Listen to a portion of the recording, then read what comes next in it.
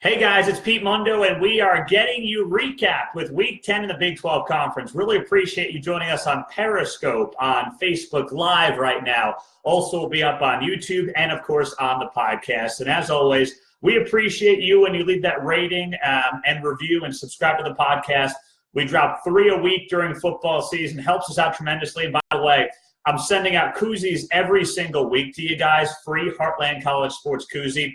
When you leave a rating and review and subscribe to the podcast, and then shoot me an email of that rating and review to Pete Mundo, M-U-N-D-O, at heartlandcollegesports.com. So we appreciate you joining us. We appreciate you doing that. Only 3 games in the Big 12 this weekend, so let's get right to it. And let's start off with the Thursday night game, Baylor home against West Virginia, winning that game 17-14. So I know that Baylor's offense had 453 yards. But its defense won this game for the Bears. They held West Virginia to 14. That's 1-4 rushing yards on 26 attempts. That is absolutely ridiculous. Now, I know the Mountaineers have been horrendous at running the ball this year. I mean, they have been pathetic at running the football. But they held West Virginia to 14 rushing yards. They gave up only 7 points because the other West Virginia touchdown came on that kick return. So this defense for Baylor was outstanding. You know, in the Art Briles era, if you think about it, in the Art Briles era, if Baylor scored 17 points, it probably lost by at least 2 touchdowns, right? I mean, this is not the Baylor team under Art Briles. I don't know if Matt Rule is going to have Art Briles' success in Waco. And I don't know if he's going to have this team fighting for a college football playoff spot either at the end of this year or at the end of any season coming up. But I believe this program is healthier under Matt Rule than it was under Art Briles, and that's not just because of all the on-field nonsense. I mean that because of what's happening on the field. This team can win running the ball. This team can win playing defense. This team can win a game scoring 17 points. You couldn't say that about Art Briles. I mean, you just couldn't do it about his team. So this is a totally different Baylor team and program. They are 8-0, and they are in the driver's seat in the month of November in this conference, which is wildly impressive, and I don't think any of us saw this coming. Now, quickly, the Big 12 refs in this game, of course, you know, you can't get through a Big 12 game without the refs screwing something up. The punt return that was muffed by Baylor, that Baylor player was actually touched by the Mountaineers player. It did not cost Baylor in that game. West Virginia recovered the ball, but Baylor played good defense and held them up there. So that could have been costly. It was a missed call, but it did not, thankfully, affect the outcome of this game. You had 7 punts to start this game between both teams. Not a lot of offensive fireworks, but the one thing I like about Baylor, one of the many things I like about Baylor in this game, the offensive line was not good, but they did not shy away from the running game. Matt Rule's opinion of this team and how you win games is you got to run the ball. Now, they ran it 56 times for 176 yards. That's only 3.1 yards per carry, but they did not stop running the ball. So you give Matt Rule credit for that. As a result, his team won the time of possession battle 36-24. And that's because he did not divert from the game plan, even though it wasn't working all that well. Now for that Baylor offensive line. Gave up 8 sacks, 12 tackles for loss. Now, Dante and Darius Stills are beasts on the defensive line for West Virginia. That's by far the brightest spot of this team right now.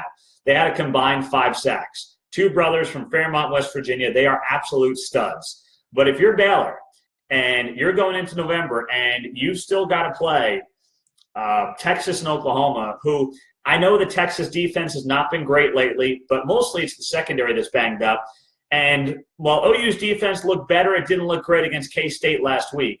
Still, you've got to be able to get better offensive line play than you did on Thursday night, because if that offensive line does not perform better against TCU, Texas, and Oklahoma, you're not winning the Big 12. You're just not doing it. So for all the good things happening right now for the Baylor Bears, and there are plenty of them, the offensive line cannot play as poorly as it did in this West Virginia game, or they are not going to reach the goals that they now have set as they enter the final month of the regular season. But it was just a weird night. You know, you think about this game and what both teams were coming into and what they have coming up. It's Halloween. The stadium was not full, which I got on Baylor fans for. It's like, how do you not fill the stadium? Weeknight, you get a top 15 team, undefeated. But I get it. It's Halloween. You got the kids out trick-or-treating. Not everybody's going to be able to go to Waco. The student section was great, but there were still corners of that stadium, at McLean Stadium, that were not full. I thought it should have been, but either way, I understand. Huge November coming up, though, for this Baylor Bears team. Now, another debate right now for West Virginia is, what do you do at quarterback? Do you stick with Austin Kendall, or do you go to a Jarrett Dagey, Bowling Green transfer? Do you go to a Trey Lowe? Do you go to a Jack Allison? A lot of people are saying give Dagey a shot. Let him play 3-4 games. He can still redshirt and have 2 years left after this season. I'm fine giving him a shot. I mean, this West Virginia team has got to be looking at 2020. I don't think it's making a bowl game. It still technically can. I don't see it happening. So if Neil Brown wants to see what Jarrett Dagey's got, that's fine. And you kind of have a mishmash situation at quarterback. You go into the offseason, and you have a full battle between Dagey and Trey Lowe and Allison and whatnot. I'm okay with that. I really am. Because I have not seen Austin Kendall progress like I would like him to. Now, it's difficult when you don't have a running game to work with. But still, sometimes his decision-making and the accuracy is just not all that impressive. Not all that impressive at all. Patrick on Facebook Live. Pete, I think Rule said Galvin should be back on the O-line soon. That should help a lot. That will help a lot. So let's see if Baylor can get that back before, of course, especially those huge games, Texas, Oklahoma back-to-back. Those are going to be enormous. So if they can get them back by then, that would do a lot. We will get to these Saturday games here in the Big 12, K-State, KU, and then, of course, Oklahoma State, TCU. But just a reminder, we are brought to you by mybookie.ag. Use the promo code BIG12, that is BIG12, for a 100% sign-up bonus. There's only 1 month left in the season, guys, the regular season, to place those bets. We went 2-1 on the picks this past week, so I was feeling good about things. MyBookie.ag, promo code BIG12. They've been really good partners of ours all season long. Look forward to developing that into basketball season as well. So we've developed a great relationship with MyBookie.ag, and they are taking care of our listeners with the promo code BIG12 for a 100% sign-up bonus. So you put in 50, you get 50. It's not like you have to unlock it or something like that. You just get the $50 in free play right off the bat. So love those guys at MyBookie. Please do check them out, because once the season ends, you're going to be like, oh, I should have made a bet on college football. I should have made that Baylor bet, that West Virginia bet, whatever. Do it. You got to do it now. So our picks are kind of getting better too. So 2-1 this past week. MyBookie.ag, promo code BIG12. That's BIG12. Let's talk a little Sunflower Showdown. Domination in the trenches by Kansas State, winning this game 38-10 over the Jayhawks. They outrushed KU 342-61. Yes, 342-61. You heard that right. 5.7 yards a carry for K-State, 2.4 for Kansas. As a result, they dominate time of possession 38-22 and win the turnover battle 2-0. Well, and I hate to say it, but that's what I thought would happen in this game. I know KU's offense have been playing a lot better lately under Brent Dearman, and I'll get to that in a second. But K-State, they've got this Chris Kleiman offense really humming nicely. So it's a beautiful thing to watch. Les Miles, it looks like he fired up the K-State players this week as well when he said, like, who is K-State during the ESPN Plus show, and that appeared to fire up a lot of Wildcats players and fans. So I'm pretty confident that Les Miles knows who Kansas State is after Saturday. I'll tell you that right now.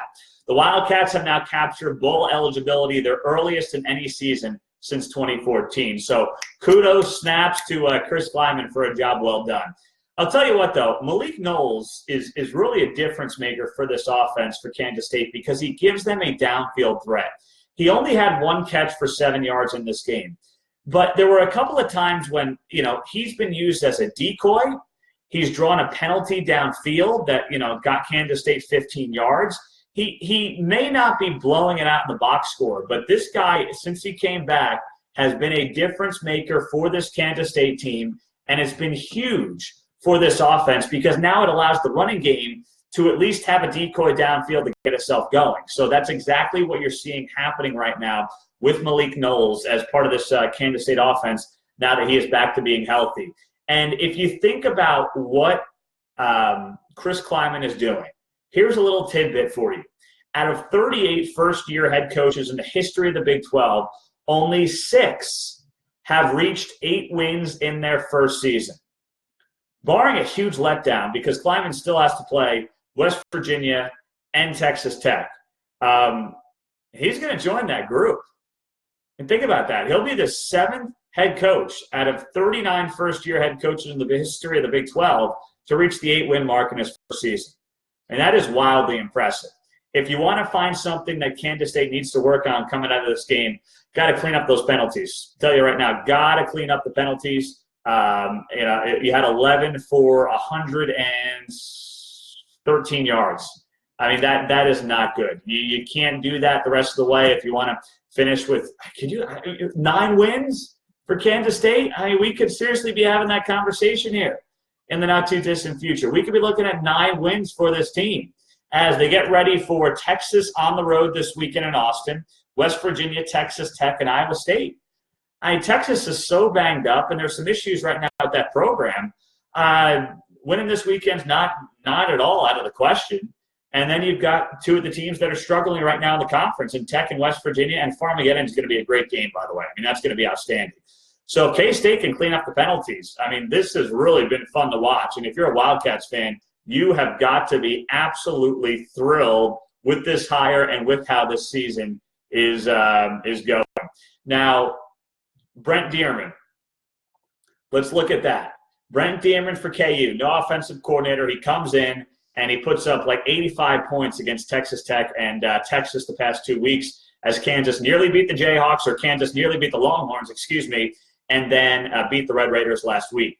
They really scored 3 points. They had a garbage touchdown in the final minute yesterday, but they scored 3 points with the starting offense all afternoon. Kansas State got to the quarterback. They got to Carter Stanley. 4 sacks, 4 tackles for loss, and they could not get the offense going, couldn't get the running game going. Puka Williams had like 60 yards on the afternoon. So a lot of this to me is what is wrong with Texas on defense, which is a mess right now, and also Texas Tech having some issues on that side of the ball as well. Kansas State deserves credit, but Brent Dearman, I think he's going to be all right. I mean, you have to like what he has brought to this team and brought to this offense. But yesterday, Kansas State was just they were humming right along. Pete, Les Miles really wanted one of his kids to score, LOL. Yeah, that was, on that final drive, right, for Kansas. At that point, I was kind of tuned out, but I did see that. The Miles kid was in that quarterback, I believe it was, if that's right. So, yeah, I did see that. Whatever. I'm not going to get too caught up in that whole deal. But it was a bad afternoon for the Jayhawks. But there was some juice around the Sunflower Showdown. Let's not take anything away from this here. There was juice to the Sunflower Showdown, which you could not have said the last 8, 9, 10 years. Couldn't have said it. But there was a little juice, full stadium there at Memorial Stadium, packed house, so a lot of excitement there. But Kansas State at 6-2, what a story right now. I know Baylor is probably the story in the Big 12 right now because they're undefeated. But let's see the final month, because Chris Kleiman may be pushing for Coach of the Year in this conference. I think it's going to be a battle between Kleiman and Rule. But after November, we might be saying Chris Kleiman Coach of the Year in the Big 12 Conference. So let's see how that plays out. Last but not least, only 3 Big 12 games this weekend. I'm Pete Mundo. We're Heartland College Sports Weekly, part of HeartlandCollegeSports.com. Oklahoma State beating TCU 34-27. This is why you stick with Spencer Sanders, all right?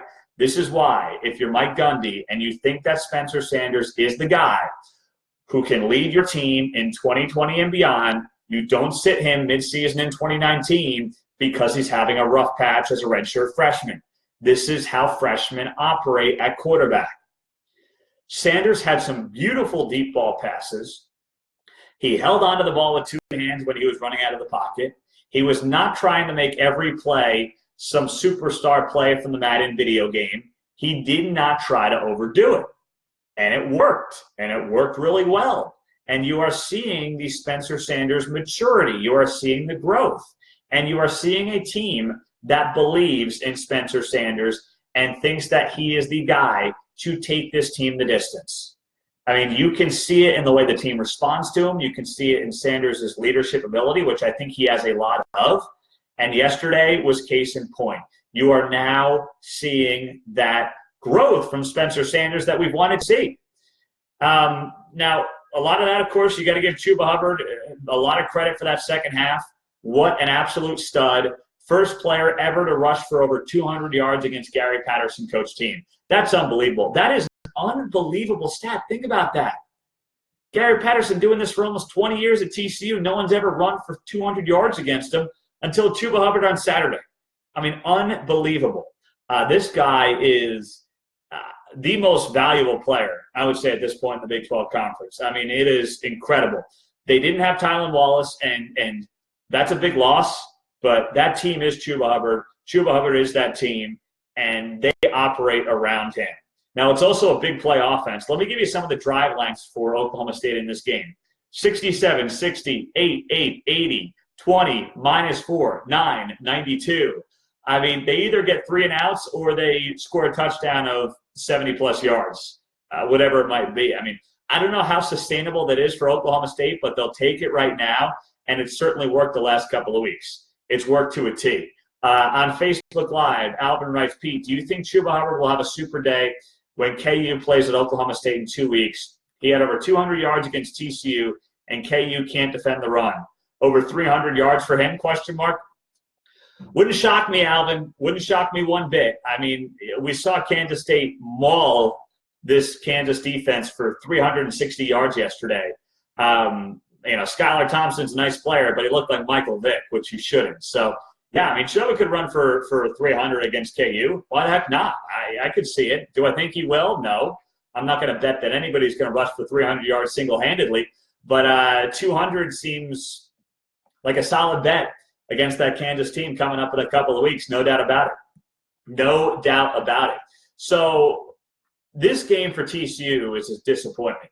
You know, you're tied at halftime, by the way. You come back from double digits down. You're tied at halftime. And then here were the drives in the second half coming at halftime for the Horned Frogs. Fumble, punt, interception, punt, interception. That's brutal. That is Sonny Cumbie and Gary Patterson clearly not being on the same page. We posted a video on our Twitter at Heartland_CS.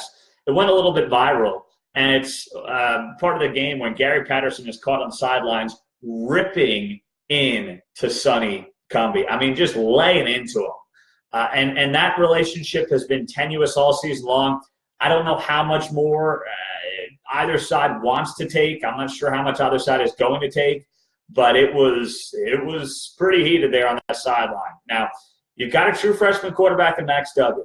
You know that there are going to be growing pains. That's part of why I liked Oklahoma State in this game, even after it was announced that Tylan Wallace was going to be out.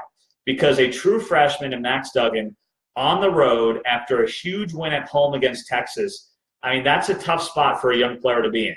It's a very tough spot. And while TCU beat Texas last week, to me that said a lot more about where Texas is as a team right now than it said about where TCU is as a team right now. TCU was outgained on Saturday by Oklahoma State. They had more penalty yards. They lost the turnover battle 4-1. The good news for the Horned Frogs, Jalen Reagor was in the mix the most he's been all season. 7 catches, 128 yards. Best game of the season by far. But Duggan looked at times in important spots like the true freshman that he is. And that was very evident in this game. But Gary Patterson put it very well after the loss. He said TCU was, quote, just good enough to beat anyone in the league and just good enough to lose to anyone in the league. And I think that's an entirely accurate assessment by Coach Patterson and this TCU team. But what's interesting is you can say that for maybe half of the Big 12 Conference right now, which tells you the depth that this conference has. You can say that like half the teams of the Big 12 are just good enough to beat anyone and just good enough to lose to anyone. And that's what has made the Big 12 so much fun this season. So TCU losing on the road to Oklahoma State, and now 2 weeks after Oklahoma State fans are looking for, the heir apparent to Mike Gundy, now they find themselves in a situation where it's like, hey, it's not out of the realm of possibility that a good November, who knows what happens with this Oklahoma State team that is appears to be back on track. So good stuff there for the Cowboys.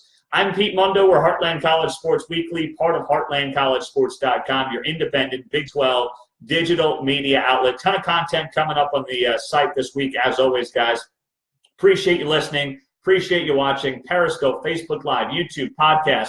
Leave that rating and review on the podcast. We'll get you a free Heartland College Sports koozie in the mail when you send me a screenshot to Pete Mundo, M-U-N-D-O, at heartlandcollegesports.com. And, of course, mybookie.ag, promo code Big12. If you want to place a bet, please use them. They help us out a lot. And then, in turn, you're helping us continue to put together this product for you. mybookie.ag, promo code Big12. That's Big 1-2. We're placing all our bets throughout the season with mybookie.ag. Appreciate you guys. Have a great rest of your weekend. We'll talk to you middle of the week on the podcast. I'm Pete Mundo. We are heartlandcollegesports.com.